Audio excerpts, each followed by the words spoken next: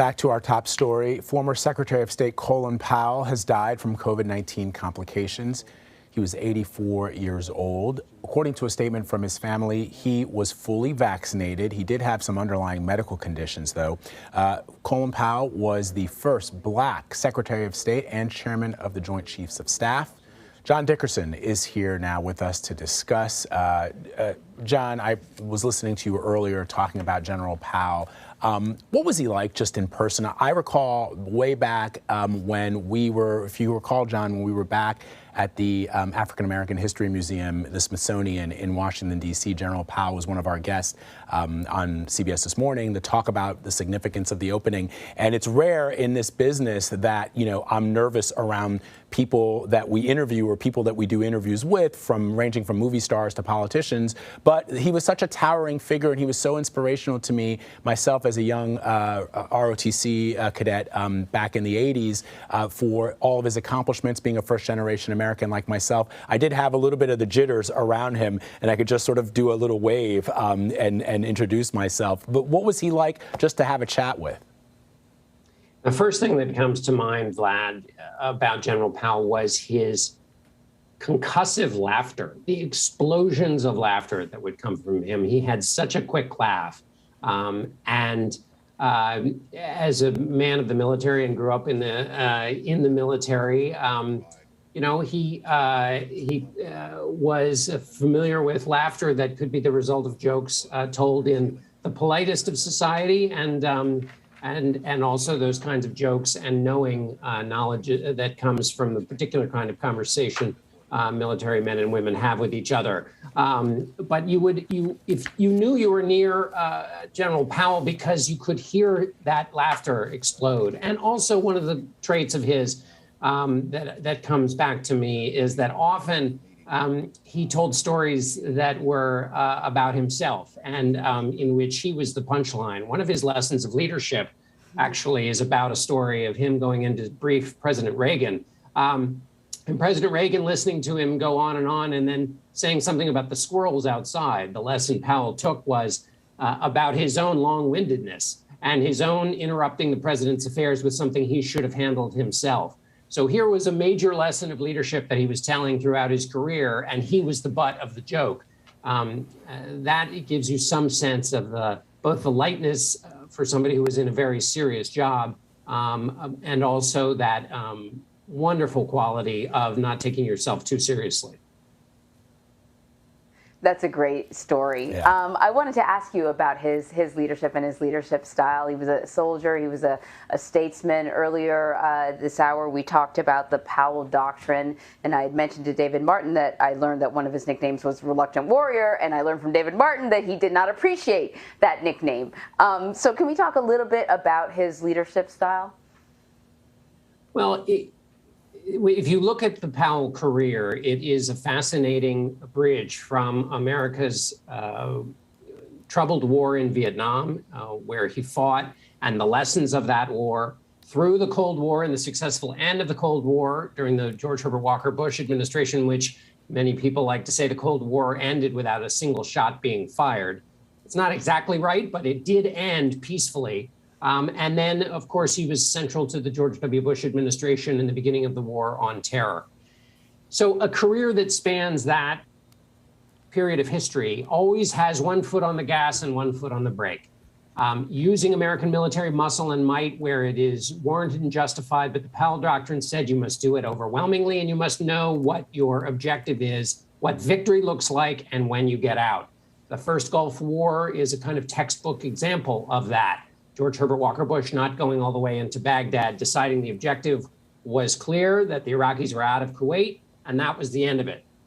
Then if you look at the next war in Iraq, that was not the case. And in fact, Colin Powell, as he said in many interviews afterwards, that his role in arguing that Iraq had weapons of mass destruction was a painful part of his legacy, because Iraq did not have sufficient weapons of mass destruction to warrant the invasion of the country, or at least the case that was made for the invasion. And then also, in addition to being wrong on the front end, the military, or the civilian and military effort to rebuild Iraq after the invasion, to stick with the program, to have an exit strategy. All of that was a part of the error of Iraq. And for someone who had so closely studied and lived through the lessons of Vietnam, that was one of the lessons, is to know what your objective is, do it with overwhelming force, and then get out. That was another lesson that the U.S. policymakers had to relearn in Iraq. And that gives you some sense of the whole scope and also complexity of Colin Powell's career in national security. John, let me ask you, as we look back on the life and career of General Powell, how integral his family was to him. As I was mentioning to Anne-Marie earlier, I read his autobiography, My American Journey, which talked about how close he was to his family growing up, the lessons that they instilled in him, and how close he was, obviously, to his wife Alma. But I'm curious, because we also talked about the fact that there was talk of him running for president, but there were a lot of concerns, including concerns that Alma had, and of course his son Michael Powell, who was chairman of the FCC, and he also had 2 daughters. I mean, what kind of role did his family play in his life and his career, and the way that he wanted to continue in a political and thus public career after his retirement from the military? It's a great question, because Colin Powell is, and was, an embodiment of the American dream. And the important idea that America is an idea, that it's not about where you're born or to whom you were born, or in its best moments, the color of your skin. And so he is the son, or he was the son of Jamaican immigrants, okay? And then grew up in that family unit, transplanted to America, and that family unit takes root. And he is schooled in the New York school system, and then goes into the military. Institutions created to welcome in those who were not born here many, many, many generations ago.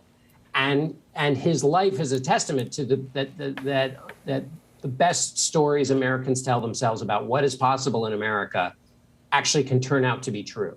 And he, of course, proselytized those ideas once he became in a position to give speeches and try to inspire the next generations.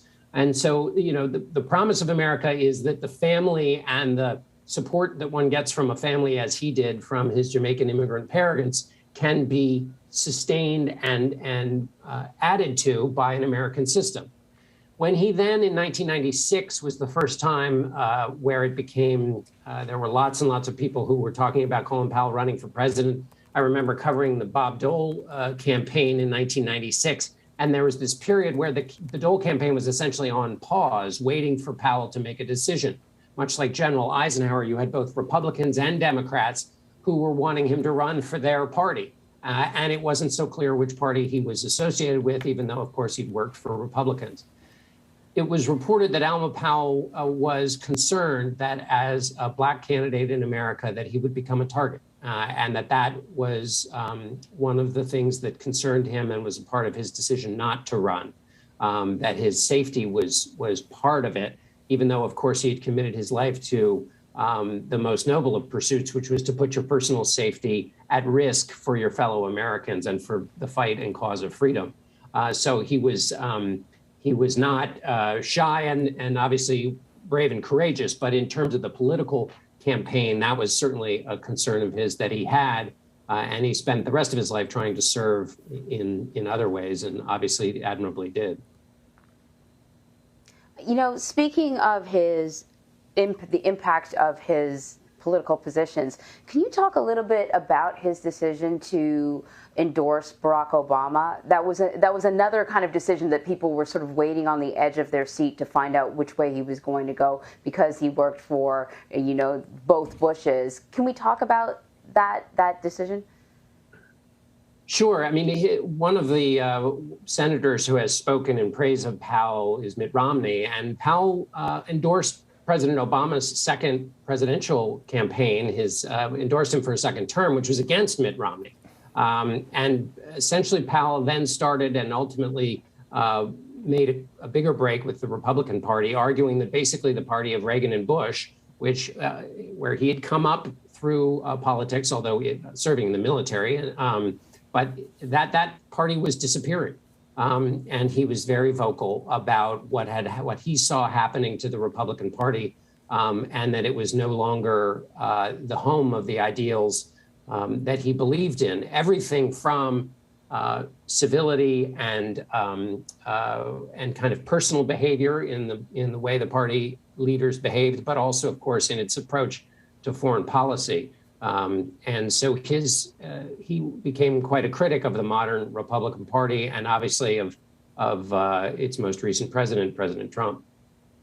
It's such an interesting point, John, because as the New York Times reports, he, as a young man, voted for President Kennedy. He voted for President Johnson and for President Carter before Ronald Reagan swept into office, and he became one of the many Americans who, having voted Democrat for much of their early lives, were inspired by President Reagan and switched parties to become a Republican in 1980, and now, and then, as you say, in 2008, decided to step away from the party because of some of the things that he had seen and heard. Didn't believe that it adhered to the Reagan-esque view of politics that President Reagan espoused.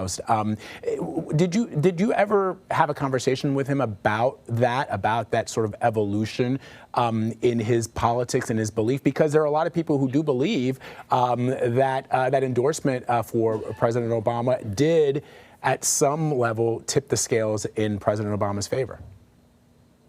You know, it's funny, as a political reporter, my conversations with General Powell were not so much about politics, at least in the way we've been talking about it. It was mostly about leadership. And as you know, I have an obsession with trying to ferret out what the attributes are of presidents, what's necessary, and then trying to see if we can look for those during our campaigns so that we actually evaluate the people running for the jobs that they are ultimately going to have. And he thought a lot about that, too. You know, part of his decisions in politics were based on what he had seen, both as a person who gave orders and a person who led men and women, but also the person who was on the receiving end of those orders from various different presidents. And then also as a kind of one of the public custodians of the American dream. You know, presidents in America, both by what they say, but most important by what they do, add to that story we tell ourselves about the country and what's available to all Americans, what the opportunities are, and sort of how you need to behave and what you need to do. And we recognize that America did not live up to and has not lived up to those principles. And he, of course, understood that as a Black American acutely, but was also able to say that given America's original sin, and given the places where it had fallen short, it was nevertheless a country that deserved people's hope, that deserved the individual commitment of Americans to that ideal. Because in the end, more often than not, America was a place where freedom and liberty and people could rise. And he saw that in the message of Ronald Reagan, and he saw that in the story of himself and Barack Obama. And so that's the way, in a sense, that those two things connected, his feeling about the country, about leadership, and then politics, is that who do we entrust this story to? And he felt like that story that he believed in was best entrusted to Barack Obama, both to speak about that story, but also like himself as a person who, with the name Barack Hussein Obama, could nevertheless rise to be president in America. I love, Anne-Marie, what John said about General Powell being a product of these American institutions, because, and I obviously don't want to make this about me, but I just think it's important to note the inspiration that he provided to so many people. And because, as a young man, of parents who were not born in this country, raised in New York City like General Powell, deciding to join the Army through the Reserve Officer Training Corps, and then seeing an ROTC graduate who went to City University of New York, right? Not even one of the elite institutions, one of the elite Ivy League institutions, or institutions like UVA or USC, become chairman of the Joint Chiefs of Staff. I think it just sort of provided a roadmap for people who look like me, who look like him, to sort of follow. And that's why I just found his story so remarkable, so inspirational. I know now that that is perhaps more common. I think General Mark Milley is an ROTC graduate. But for many years, John, as you know, many of the top-ranked military commanders in this country, certainly the ones that won our wars in World War I and World War II, were graduates of these elite military academies. And to see a young man coming from City University, born and raised in the Bronx, become the highest military leader and the first black one in this country was just inspirational beyond words.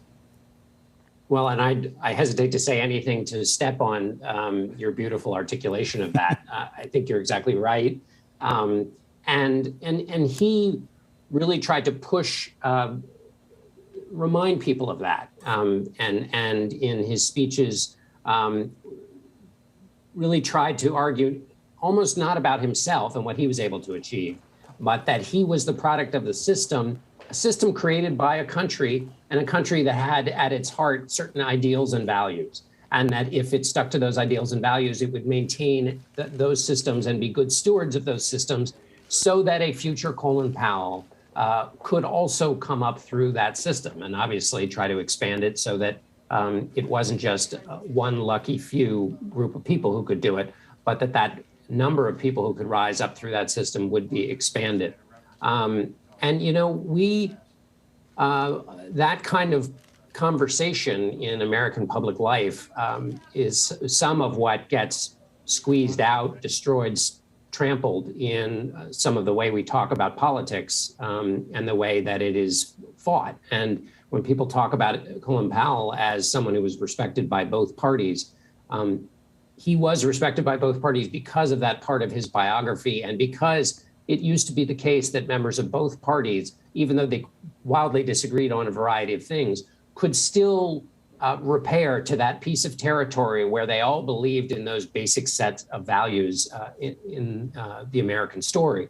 That's not so much true anymore. And with his passing, we lose one more person in whose company you could be and be reminded of those central values and tenets of the American story.